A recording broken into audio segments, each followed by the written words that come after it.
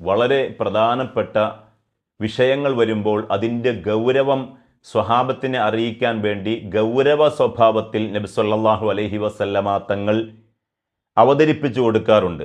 ഇതുപോലെ ഗൗരവ സ്വഭാവത്തിൽ അവിടുന്ന് അവതരിപ്പിച്ച പ്രധാനപ്പെട്ട നാം ഓരോരുത്തരും മനസ്സിലാക്കേണ്ടതും ജീവിതത്തിൽ പ്രാവർത്തികമാക്കി വലിയ പ്രതിഫലം നേടിയെടുക്കേണ്ടതുമായൊരു കാര്യം നിങ്ങളുടെ മുന്നിൽ ഉണർത്തുകയാണ്.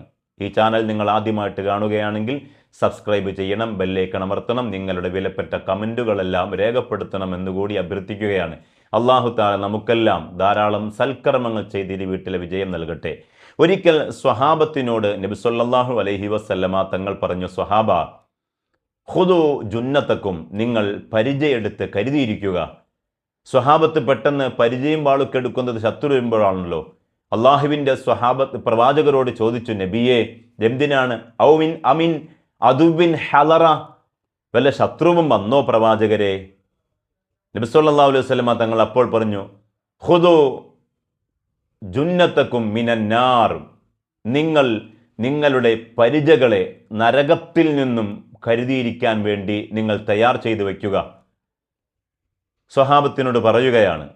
എന്നിട്ട് നബി സല്ലല്ലാഹു അലൈഹി വസല്ലമ തങ്ങൾ വീണ്ടും പറയുന്നു, ഖൂലു, നിങ്ങൾക്ക് നരകത്തിലെ പരിചയായിട്ട് നിങ്ങൾ കരുതിയിരിക്കേണ്ടത് എന്താണെന്ന് ഞാൻ പറഞ്ഞു തരികയാണ്. ഖൂലു, നിങ്ങൾ പറയുക, സുബ്ഹാനല്ലാഹി വൽഹംദുലില്ലാഹി വലാ ഇലാഹ ഇല്ലല്ലാഹു വല്ലാഹു അക്ബർ വലാ ഹൗല വലാ ഖുവത ഇല്ലാ ബില്ലാഹ് എന്ന് സ്വഹാബത്തെ നിങ്ങൾ പറയുക.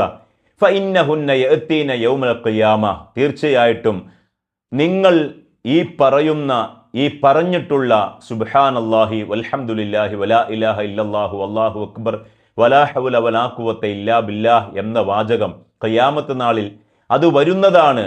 മുസ്തഖദിമാത്തിൻ വ മുസ്തഖിറാത്തിൻ വ മുൻജിയാത്തിൻ വ മുജന്നിബാത്തിൻ, അത് നിങ്ങളുടെ മുന്നിൽ നിന്നും പിന്നിൽ നിന്നും വലത്തു നിന്നും ഇടത്തു നിന്നും എല്ലാം ആ വാചകം നിങ്ങൾക്ക് വേണ്ടി വരുന്നതാണ്. സ്വഹാബത്തെ, നിങ്ങൾക്ക് എല്ലാവിധ കാവലും ആ വാചകം നൽകുന്നതാണ്.